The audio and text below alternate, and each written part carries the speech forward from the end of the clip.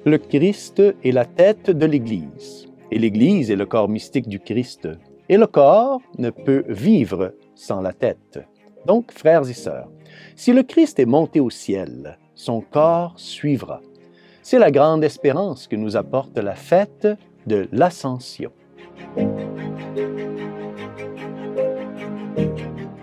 Au nom du Père, et du Fils, et du Saint-Esprit. Amen. Chers frères et sœurs, Salve Maria, et bienvenue au commentaire de l'Évangile de ce dimanche.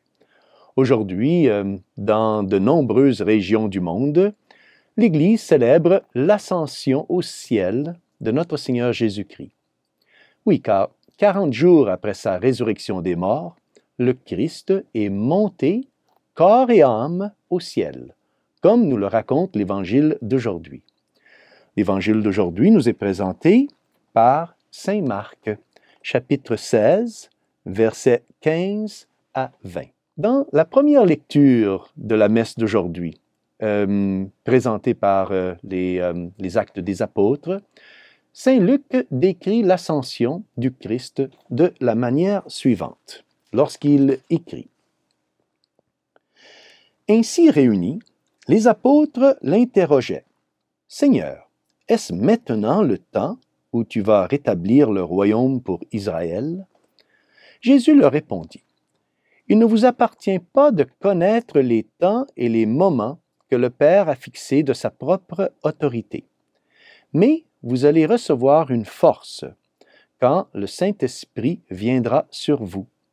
Vous serez alors mes témoins à Jérusalem, dans toute la Judée et la Samarie, et jusqu'aux extrémités de la terre. » Après ces paroles, tandis que les apôtres le regardaient, il s'éleva, et une nuée vint le soustraire à leurs yeux. Notre Seigneur a donc été élevé, et une nuée vint le soustraire aux yeux des apôtres. Voilà, frères et sœurs, l'ascension du Seigneur. L'ascension du Seigneur est un dogme catholique et un article de notre foi, comme nous le proclamons à tous les dimanches lorsque nous prions le symbole des apôtres.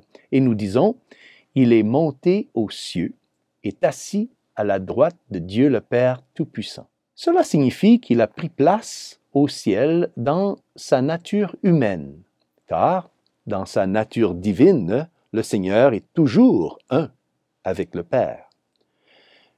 Jusqu'à ce que notre Seigneur entre au ciel lors de son ascension, les portes du ciel étaient fermées et aucun mortel, aucun homme n'y était jamais entré. C'est dans son humanité que le Christ a ouvert les portes du ciel à la race humaine. Toutes les âmes des justes, enfin tous les saints qui sont morts auparavant, l'attendaient dans un endroit que, la tradition appelle les limbes. Mais lorsque le Christ est entré au ciel, il a été suivi par tous les justes, tous les saints morts dans le Seigneur, depuis Adam et Ève jusqu'à Saint Jean-Baptiste. Mais on pourrait se poser la question, pourquoi le Seigneur est-il monté au ciel et n'est-il pas resté avec nous pour toujours ici sur la terre?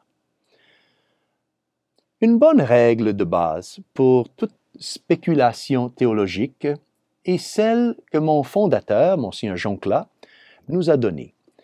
Il explique que lorsque nous analysons quelque chose que Dieu a réalisé dans l'histoire, nous devons toujours commencer par un acte de foi, un acte d'amour. Car si Dieu l'a fait, c'est toujours le meilleur choix. Tout ce que Dieu fait est le plus parfait selon sa sagesse infinie. Si le Christ, notre Seigneur, est monté au ciel après sa résurrection, c'est qu'il a fait de mieux et de plus parfait, bien plus que s'il n'était resté physiquement ici sur la terre avec nous. C'est saint Thomas d'Aquin qui nous donne 3 bonnes raisons pour lesquelles l'ascension du Christ au ciel nous est en fait plus profitable que s'il était resté avec nous ici sur terre. Premièrement, saint Thomas d'Aquin explique, c'est pour augmenter notre foi. Car si le Christ était resté sur terre, nous n'aurions pas le mérite de la foi, comme Jésus l'a dit lui-même à saint Thomas, lorsqu'il dit « Heureux ceux qui n'ont pas cru et... Heureux ceux qui n'ont pas vu et qui ont cru. » En croyant au Christ, en croyant à sa divinité et à son pouvoir de nous aider, même si nous ne le voyons pas, nous exerçons la vertu de la foi, qui est très agréable à Dieu. La deuxième raison, nous dit saint Thomas, c'est afin d'augmenter notre espérance. Car Jésus lui-même a promis à saint Jean, « Et lorsque je m'en serai allé et que je vous aurai préparé une place, je reviendrai et je vous prendrai avec moi, afin que là où je suis, vous y soyez aussi. » En nous précédant au ciel, il nous donne l'espérance que nous monterons nous aussi au ciel, si, évidemment, nous vivons et nous mourrons dans son amitié. Et la troisième raison pourquoi saint Thomas nous explique que l'ascension est pour nous un grand bénéfice, c'est afin d'accroître notre charité ou d'accroître notre amour. Car depuis que le Christ est ressuscité et monté au ciel, notre esprit et notre cœur doivent être toujours orientés vers les choses du ciel et non celles de la terre. C'est pourquoi saint Paul écrit « Recherchez les choses d'en haut, où le Christ demeure assis à la droite de Dieu. Affectionnez-vous aux choses d'en haut, et non à celles de la terre. » L'Évangile d'aujourd'hui nous raconte l'ascension de Jésus. Mais l'Évangile aussi nous donne ses dernières paroles aux apôtres, lorsque le Seigneur leur a dit « Allez dans le monde entier, proclamez l'Évangile à toute la création. Celui qui croira et sera baptisé sera sauvé. Celui qui refusera de croire sera condamné. » Lorsque quelqu'un se prépare à partir pour l'éternité, il mesure bien les dernières paroles qu'il va prononcer. Or, c'est encore plus vrai, cela, évidemment, pour nous, et on va mesurer très bien les paroles, mais c'est encore plus vrai pour le Seigneur, Jésus qui est la sagesse éternelle de Dieu incarné. Donc, quelles furent les dernières paroles que le Seigneur adressa aux apôtres, ses amis les plus proches, avant de partir pour le ciel? Il leur dit, « Allez dans le monde entier, proclamer l'Évangile à toute la création. » Ces dernières paroles étaient une exhortation à l'évangélisation, une exhortation à l'apostolat. Il demande aux apôtres de prêcher l'Évangile. Tout ce que Jésus a fait est parfait. Il n'a pas écrit l'Évangile lui-même, mais il a laissé des apôtres, des disciples, et leur demanda de prêcher son message. Il est beaucoup plus important d'avoir des modèles humains qui vivent l'Évangile et prêchent par l'exemple que d'avoir des livres qui remplissent les bibliothèques. S'il n'avait pas laissé une Église vivante pour propager les doctrines de la foi, mais s'était contenté d'écrire des livres, l'Église n'aurait pas traversé les siècles jusqu'à notre époque. Poursuivons maintenant, frères et sœurs, la lecture de l'Évangile. Le Seigneur Jésus, après leur avoir parlé, fut enlevé au ciel et s'assit à la droite de Dieu. Quant à eux, ils s'en allèrent proclamer partout l'Évangile. Le Seigneur travaillait avec eux et confirmait la parole par les signes qui l'accompagnaient. Saint Marc, frères et sœurs, ici attire notre attention sur un fait très important. Le Christ, d'abord, est monté au ciel. Donc, il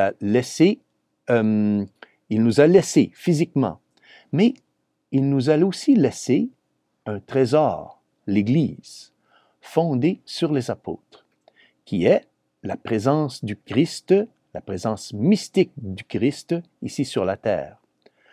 Le Christ et l'Église sont une seule réalité mystique. Ce qu'il a fait sur terre est maintenant poursuivi par l'Église sur la terre jusqu'à la fin du monde. C'est pourquoi saint Marc écrit que le Seigneur travaillait avec eux. C'est-à-dire, il a œuvré et continue d'œuvrer par l'intermédiaire de la Sainte Église catholique et apostolique. La Sainte Église catholique est le corps mystique du Christ, comme l'enseigne saint Paul. C'est pourquoi l'ascension du Christ est la raison de notre espérance, de notre espoir, de nous aussi pouvoir parvenir un jour au salut éternel. Là où est la tête, le corps suivra aussi. Si le Christ est monté au ciel, nous pouvons également espérer que nous serons unis à lui si nous mourrons en tant que membres et amis de l'Église, dans, évidemment, l'amitié de Dieu. C'est ce que nous dit saint Thomas d'Aquin dans sa Somme théologique, lorsqu'il écrit « Le Christ, dit saint Thomas, nous a préparé la voie pour monter au ciel. Comme il le dit en saint Jean, « Je vais vous préparer une place. » Et ainsi que l'écrit Michée. Il est monté en ouvrant le chemin. Il est en effet notre chef, et là où le chef a passé, il faut que passent les membres. Aussi, le Christ affirme-t-il, « Il faut que là où je suis, vous soyez aussi. » Au jour du jugement dernier, nos corps ressusciteront aussi et seront unis à nos âmes. Et nous serons aussi unis au Christ, corps et âme, pour toute l'éternité.